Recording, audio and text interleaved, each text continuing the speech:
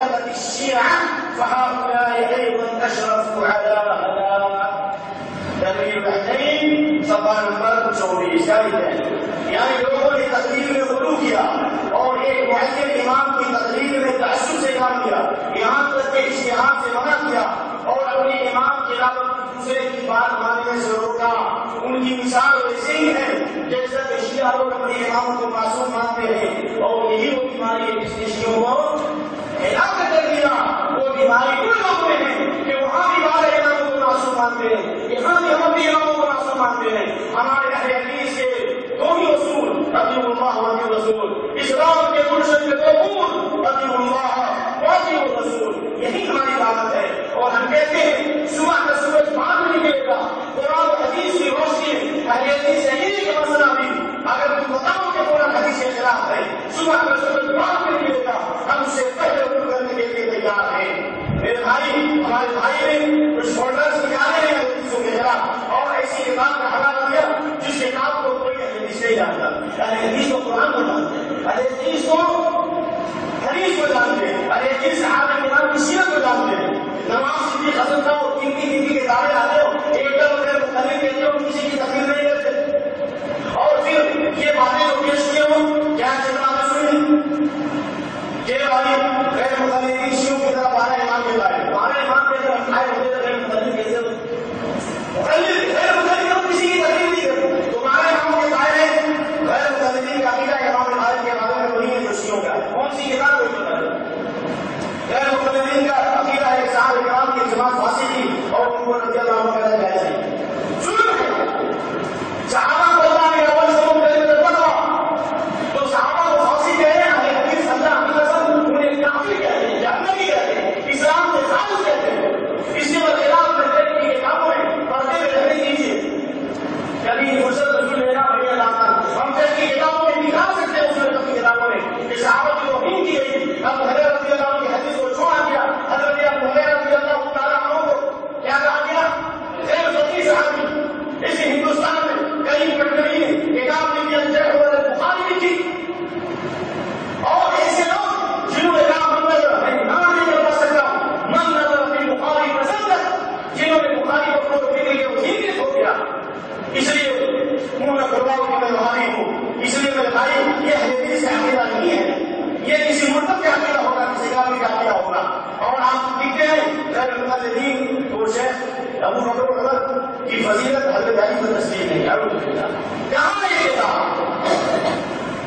اس طرح کی غیر مقلدین کے لیے قرآن اور سنت کی نص قطعی سے ثابت ہے. مدعا قیامت کا خلاف، اس کے برخلاف ہدایت کے اندر مدعا کی نسبت امام مالک کی طرف بھی نہیں ہے.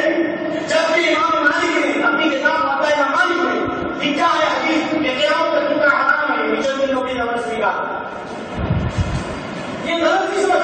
اور وہ موطا جس کی شرح شاہ ولی اللہ، وہ موطا جس کی شرح اور جز المسالک صاحب البخاری امام مولانا کے سامنے بہترین ہے.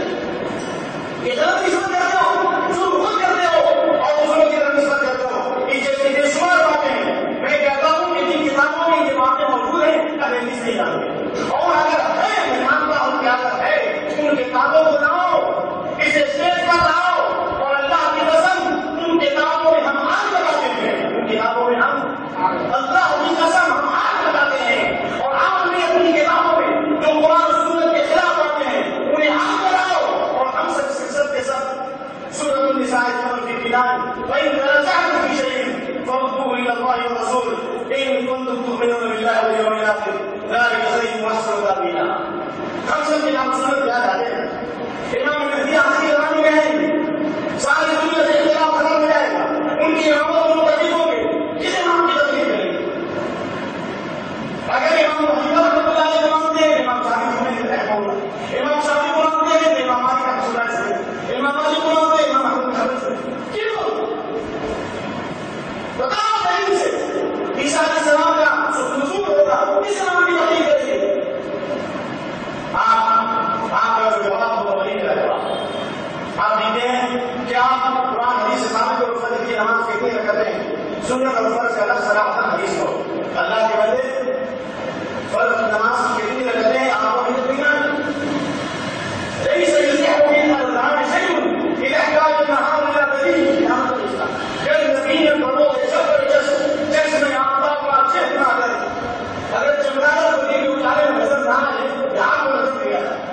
منافق لوگ کہتے ہیں کہ وہ جانے میں نظر نہ آئے تو اس میں سورج کی روشنی کا کیا قصور ہے؟ یہ بھی کسی طریقے کا مقدار ہے. کتاب و سنت میں ساری ذریعے موجود ہے، فجر کی، ظہر کی، عصر کی، مغرب کی، پڑھو بخاری، لیکن پڑھتے نہیں. پڑھتے ہیں بخاری کے بجائے اس سے محمد آتا ہے بخاری کو بخاری نہیں آتا. اس لیے بتانا جب یہ عالم جب حدیث اس کے سامنے پیش نہیں کرتے تھے، اس نے مسلم کی شریف ہو گیا، پڑھے کیا؟ اللہ کی قسم، اللہ کے گھر میں کہتا ہوں 2 گھنٹے کے لیے مجھے بنایا اللہ تعالیٰ نے اس کو شریف بخاری کر دیا. اور کیا ہم اللہ سے دعا کرتے ہیں کہ جو لوگ ایسا کام کر رہے ہیں ہم کو ہدایت دیں اور ان کی فکر سے امت کی عبادت فرمائے. یہ ساری باتیں ظہر کی، اثر کی، ساری حقیقتیں موجود ہیں قرآن میں، حدیث میں، قرآن میں اسماعیل اور حدیث میں تفصیل ہو. بلکہ ہم آپ سے سوال کرتے ہیں، حدیث میں موجود ہے. آگے میں بتا رہا ہوں، باب القراءات پڑھیے، باب القراءات، رکعات، اوقات، سارے اوقات بخاری میں، مسلم میں موجود ہے. ساری تفصیلات موجود ہے، سنت کی بھی موجود ہے. سنت موقع لیکن اگر ہوتا تو اس لیے کہ جو انسان اگر اپنے آپ کو تعصب کی اہمیت بتا دے گا تو اس کو نظر نہیں آئے گا. سمجھنے والی بات ہے. اس لیے کہ جب دجال آئے گا تو دجال کی پیشانی میں بھی کرنے کا کام ہے. جو ایمان والا ہوگا وہ پڑھ لے گا، سمجھ لے گا، اور جس کا دل ایمان سے خالی ہے وہ نہیں کر سکتا. تو اگر آپ کے دل میں ایمان ہے تو پڑھو کیسے بخاری آؤ ہے بتاؤ. کم سے کم یہ حدیث سنت الموقعات تفصیلی جواب جب دیا جائے گا. لیکن میں صرف اشارے کے زبان میں کہتا ہوں اس سنت الموقعات اور موقعات جو آپ پوچھتے ہو اتنی حدیثیں موجود ہے. میں تو حدیثیں کا تم آپ کو بزرگوں کے قرآن حفظ کرتے ہو، ہم تو حدیثوں کا حفظ کرتے ہیں اور اس میں ہماری بھی صحابت ہے. آؤ میں آپ کو حدیث پیش کرتا ہوں. امام مسلم رحمۃ اللہ علیہ نعمان بن سعید سے، اور نعمان بن سعید نے عمر بن عوف سے، عمر بن عوف نے عمرو بن ابی سفیان سے، عمرو بن ابی سفیان نے عمر بن ام سلمہ سے حدیث نقل کی. ام حبیبہ سے کیا ہے حدیث سنیے اس کا. عمر بن عوف کہتے ہیں کہ میں نے عمرو بن ابی سفیان کی عیادت کی، اور جس میں ایسی بیماری میں عیادت کی جس میں عمر گئے، موت کی تکلیف میں جب ساتھ پڑے خوشیوں سے لبریز تھے. انہوں نے کہا موت کی تکلیف میں کہتے وہ سنت کی تعداد کہاں ہے؟ ایک حدیث میں پیش کرتا ہوں جو میں نے پتے سے یاد ہے. روایت کہتے ہیں عمرو بن ابی سفیان کہتے ہیں خوشیوں اور مسرتوں سے ان کا چہرہ لبریز تھا، چہروں کے اوپر روشنی تھی. کہا کہ سمعت ام حبیبہ بنت ابی سفیان رضی اللہ تعالی عنہ قالت سمعت رسول اللہ صلی اللہ علیہ وسلم يقول من صلى لله 12 ركعة تطوعا غير الفريضة بني له بهن قصر بني له بيت في الجنة. عمرو بن سفیان موت کی تکلیف میں حدیث پیش کر رہے ہیں